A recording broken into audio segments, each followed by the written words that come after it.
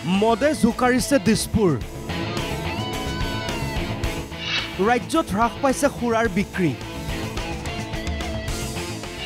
ভালকৈ নচলা হল হিমন্ত বিশ্ব শৰ্মা চৰকাৰ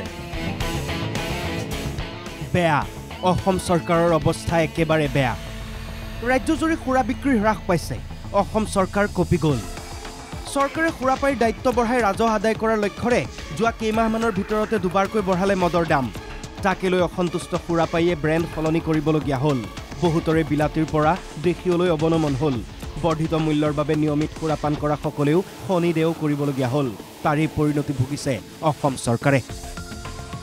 মদৰ বিক্ৰী কমিছে 2023 তুলনাত 2024 50% হ্ৰাস পালে খুৰাৰ বিক্ৰী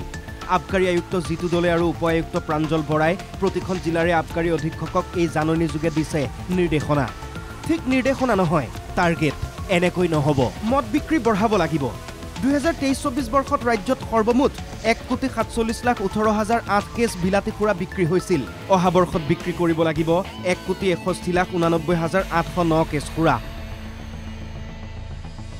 2023-24 বৰ্ষত ৰাজ্যত বিয়েৰ বিক্ৰী হৈছিল 1,05,65,045 কেছ নহব অহা বৰ্ষত বিয়েৰ বিক্ৰী কৰিব লাগিব 1,21,49,801 কেছ গুৱাহাটীৰ প্ৰতিখন ওয়াইন শ্বপে মাহে বিক্ৰী কৰিব লাগিব 4,500 লিটাৰ বিলাতী খুৰা বিয়েৰ বিক্ৰী কৰিব লাগিব 3,310 লিটাৰ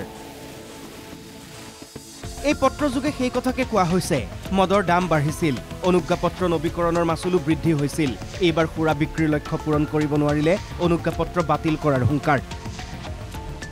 ডিঙিলৈকে ধাৰ চৰকাৰৰ তেতুগুৰিলৈকে মদ খাব লাগিব জনতাই তেতিয়াহে চলিব চৰকাৰ ইয়াকে লৈ এতিয়া ৰাজ্যজুৰি চৰ্চা তুমুল প্ৰতিক্ৰিয়া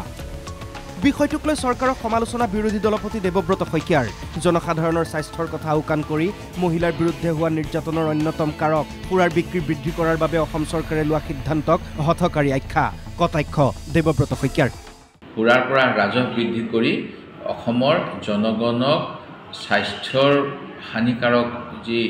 মদ ইয়াৰ অধিক প্ৰচলন কৰিবলৈ যি ব্যৱস্থা কৰিছে এয়া দুৰ্ভাগ্যজনক আৰু মুখ্যমন্ত্ৰী মহোদয়ে যোৱা 4 মে তাৰিখে কমিশনাৰ অফ এক্সাইজে যি ভিডিঅ' কনফাৰেন্স কৰি বিভিন্ন জিলাৰ সুপাৰিনটেণ্ডেণ্টসকলক নিৰ্দেশনা দিলে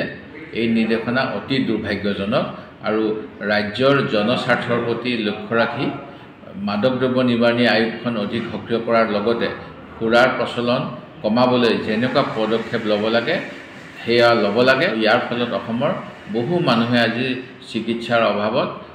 যন্ত্ৰণা ভুগিব লগা হৈছে সমাজধ্বংসী সিদ্ধান্ত তাৎক্ষণিকভাৱে বাতিল কৰাৰ দাবীত কৃষক মুক্তি সংগ্ৰাম সমিতিৰ সাধাৰণ সম্পাদক বিদ্যুৎ শইকীয়াৰো তীব্ৰ প্ৰতিক্ৰিয়া খুৰাৰ বিপণী বৃদ্ধি কৰা আৰু আমি আজি দেখিবলৈ পালোঁ নিউজত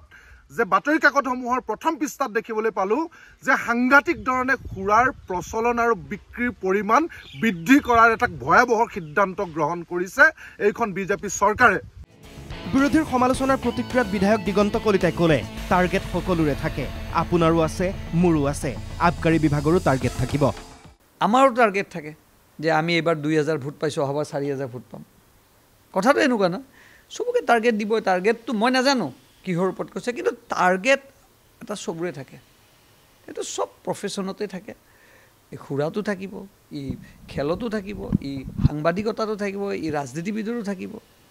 মই আগতে বিজনেছ কৰিছিলোঁ মইতো মোৰ যেতিয়া বিজনেছ কৰিছিলোঁ মোৰতো ষ্টাফক কৈছিলোঁ যে মোক ইমান চেল লাগিব প্ৰতিক্ৰিয়া বিজেপি বিধায়ক নুমল মমিনৰো বিৰোধীয়ে যদি আপত্তি কৰিছে তেন্তে অসমক ড্ৰাই ষ্টেট ঘোষণা কৰিবলৈ দাবী জনাওক চৰকাৰক হেঁচা দিয়ক এতিয়া খুৰাকটো চৰকাৰেতো লিখিয়ে দিছে যে খুৰা বেছি খোৱাটো বেয়া কোনোবাই যদি বেছিকৈ মদ খায় তাৰহে বিপদ হ'ব চৰকাৰতো প্ৰব্লেম নহয় চৰকাৰ এই বিবেকখিনি আমাৰ মানুহ জানিব লাগিব যে কোনটো কামত বেছি কৰিব লাগিব কোনটো কামত কৰিব চব বিভাগতে এইটো ব্যৱস্থা আছে ন যোগ দিলে নুমল মমিনে 30-60 ml খালে কোনো সমস্যা নাই যদি সেইটো নকৰে মদু খাব আকৌ তাৰ ওপৰত লোৱা টেক্সটোৰ কাৰণেও তেখেতসকলে দিগদাৰ কৰিব আকৌ ক'ব যে মোৰ সমষ্টিত ডেভেলপমেণ্ট হোৱা নাই তো ক'ৰ পৰা পইচা দিব চৰকাৰতো টকাটোতো তেনেকুৱাকৈ আপুনি প্ৰিণ্ট কৰিব নোৱাৰে কিন্তু খুৰাপাইয়ে জানো সেই কথা বুজে অসম চৰকাৰে কিন্তু এটা কথা জানে ভাত খালে পেট ভৰে মদ খালে মন নভৰে তাকে লৈ চৰকাৰৰ ৰাজহৰ খেলা এতিয়া কোনোবাই ইচ্ছা নকৰিলেও ধৰি বান্ধি হলেও মদ খুৱাব নেকি খুৰা বিপণীৰ মালিকে তাক লৈহে শংকা কিন্তু এই পত্ৰখনে উদঙাই দিছে অসম চৰকাৰৰ লাউলোৱা অৱস্থা মদৰ ভৰসাতেই চলিছে চৰকাৰ কথাবোৰ ৰাইজেও বুজিব লাগিব সুৰাপান স্বাস্থ্যৰ পক্ষে হানিকাৰক অসমবাসীৰ বাবে হানিকাৰক কি ব্যুৰ' ৰিপৰ্ট NKTV+